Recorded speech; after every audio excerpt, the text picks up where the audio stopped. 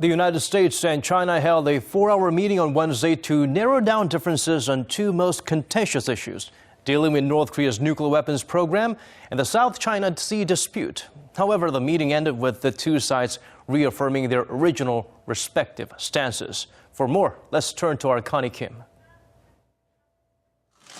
The U.S. and China have failed to narrow differences on two major issues. On North Korea's nuclear weapons program, Beijing has made clear that its stance remains unchanged. Denuclearizing the Korean peninsula should be achieved through dialogue. The comments came from Chinese Foreign Minister Wang Yi at a press conference with his U.S. counterpart, Secretary of State John Kerry, following a meeting on Wednesday. Kerry and Wang discussed the U.S.-led UN Security Council resolution against North Korea following its nuclear test earlier this month.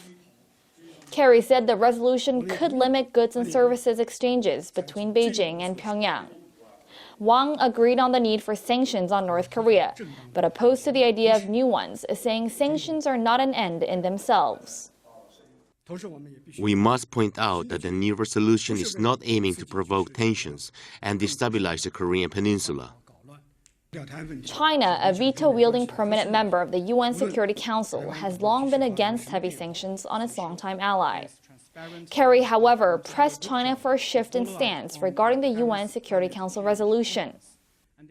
China has a particular ability because of its special role in its connections to North Korea, an ability to be able to help us significantly to resolve this challenge.